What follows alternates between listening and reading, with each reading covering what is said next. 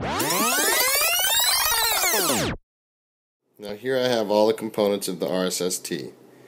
I've cleaned everything with warm water. Sometimes I do it with some mild soap. As you can notice, my center pin, my positive pin, is kind of tarnished.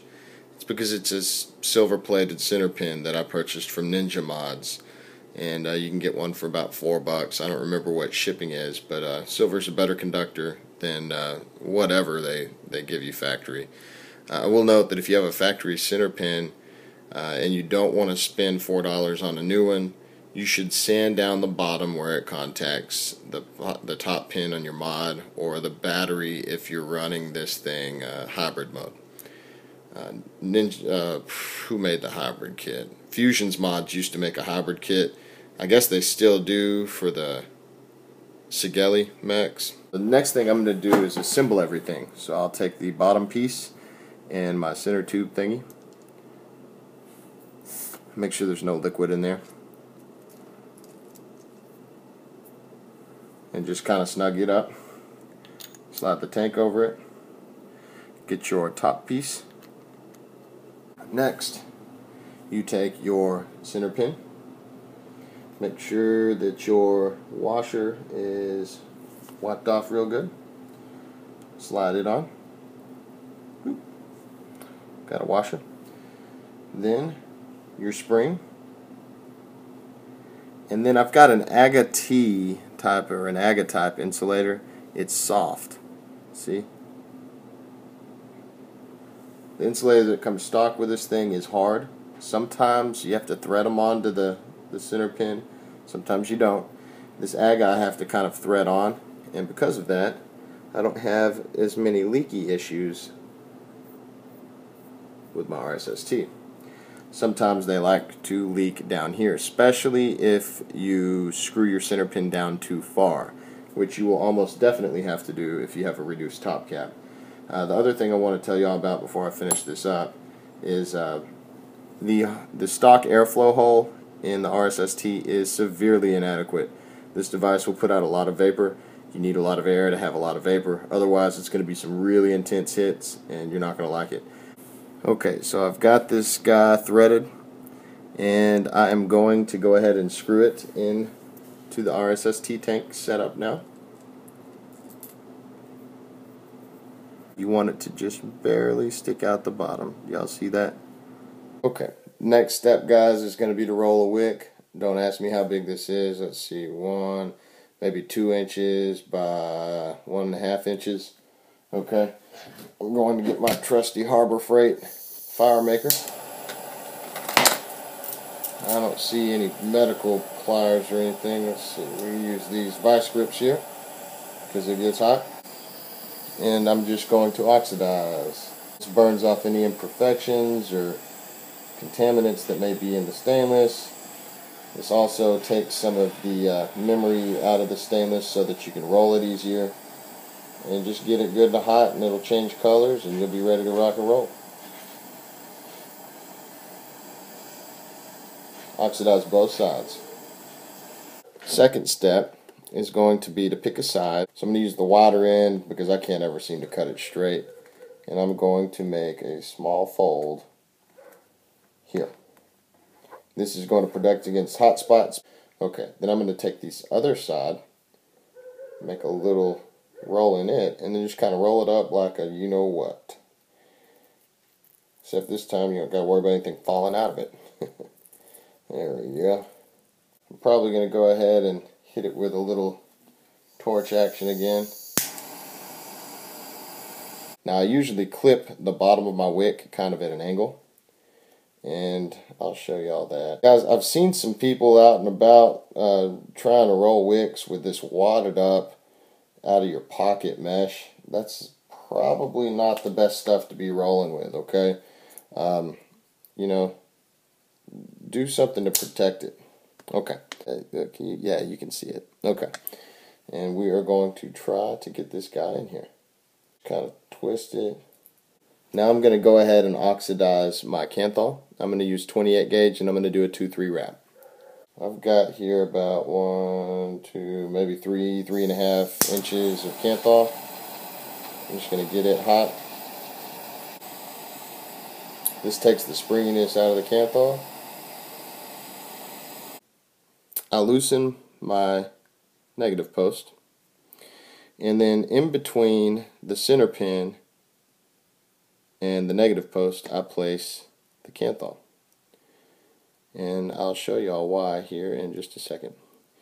Okay, so see, I've got my canthal like this. Okay, and then I'm going to go ahead and take the short end and the long end of the canthal and bend it towards the wick. Y'all see that? From here I'll go ahead and capture my negative, and you can go ahead and take your negative lead and just wiggle, wiggle, wiggle,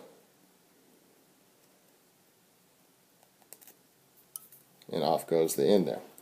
Now, ooh, I kinked my wick. Dadgummit.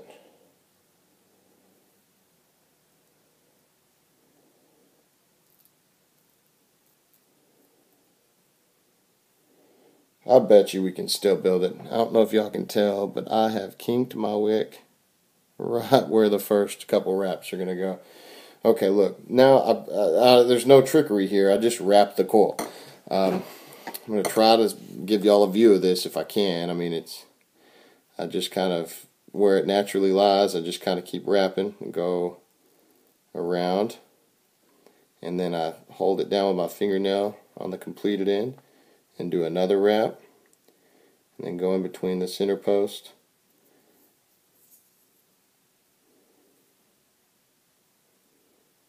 and then on the third way around I get in between the center post and the wick. Okay, you see I'm on the third way around. See, I'm in between the center post and the wick, and then I go backwards. Y'all see how I've done that? Backwards. Okay, so look, there's 1, 2, 3 wraps. I started in between the wick and the negative capture and wrapped clockwise, and on the third wrap around I came in between the center post and the wick and went counterclockwise to capture it in between the washer and the bolt head here. Okay, so now that I've got that there, I just kind of pull this guy out of the way and I look at my coils. Now these are pretty uneven. Y'all can see a big gap between the last wrap and these two, and probably what I'm going to have to do here is lower my center pin a little bit just to be able to kind of even this out. And I'll do, let's see, 1 full turn, almost a full turn. Now the goal is to keep your wick as close to the center post as possible without it touching and shorting out to it, and keep the coils even, of course, so that you don't have crazy hot spots. Now I'm pretty sure that I won't have any hot spots in this build because I've followed the rules of building a Genesis wick. We are making sure that it's as even as possible. We are making sure that there is as little space between the negative capture and the wick and the positive capture and the wick. And let's see if this will zoom. Guys, these are pretty ugly coils. I don't know, you think we're going to have a hot spot? That is some ugly stuff. Now we have oxidized the wick, we've rolled the wick, we've oxidized the wick again while it was rolled. We've burnt my finger several times. We have oxidized the 28 gauge canthal, we've wrapped it, we've snapped off the negative part, we've left kind of a thing hanging here on the positive because we may need to move the wick around a little bit. Now let's see, I've got this thing, yeah, that button's good, and we're going to start pulse firing, and let's see if we get any hot spots.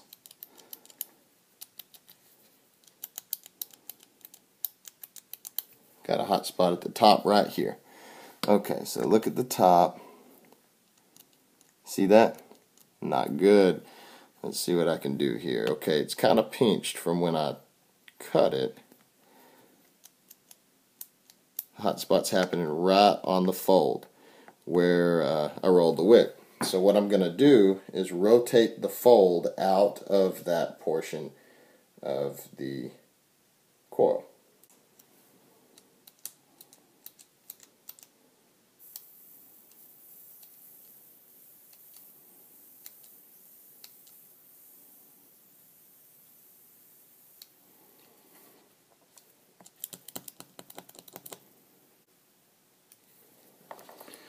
Let's see. If you have any spots that are not getting hot, what I usually do is kind of just push them around a little bit. Right now my middle coil doesn't seem to be really liking this deal. So while I'm not firing it, I'm going to push it around some and see if we can kind of remedy that. Boom. Nice even coils. I mean, they're janky as hell, but they're firing even. I mean, look at how bad this wick is, guys. It's got a big old divot right at the top. Look at that. And look, when it fires, no hot spot.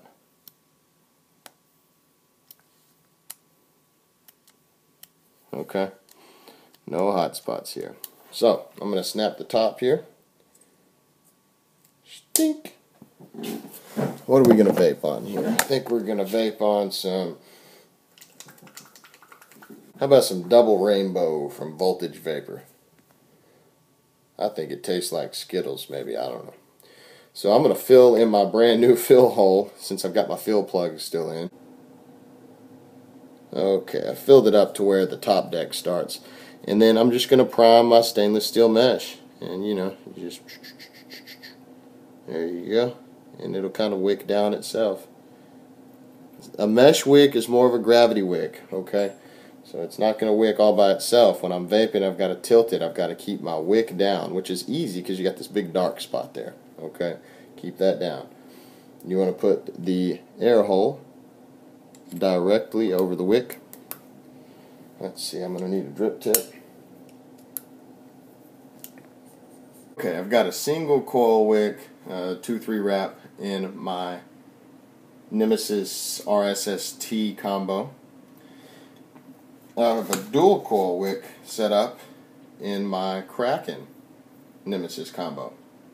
And so let's just do some vapor production comparisons. Let me show you the build in this, since y'all didn't just watch that video. The build on this guy is 3/32 stainless steel rope, 3mm Eco sleeved over the very top portion on the build deck, with 28 gauge Canthal, 2-3 wrap, and an almost dead 18500 battery. I believe it's an E-Fest. So let's look at vapor production. This thing's set wide open, by the way.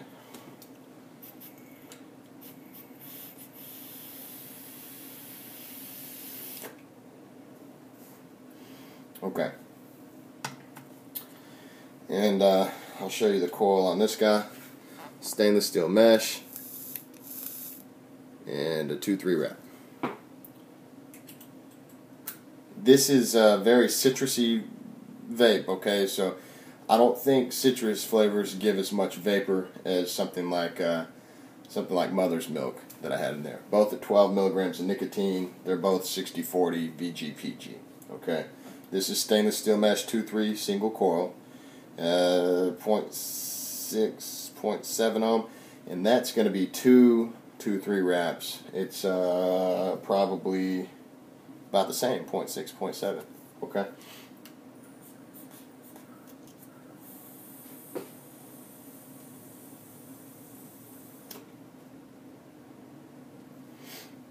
So, there you go. Vaping 101. Oh, and for the experiment, y'all know I drilled that hole out. Let me put my fill plug in and see if I can still vape on this guy. I've plugged off the fill hole.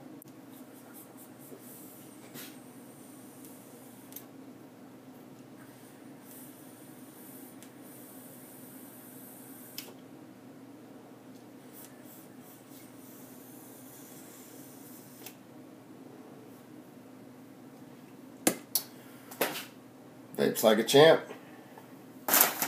Check the Kraken out.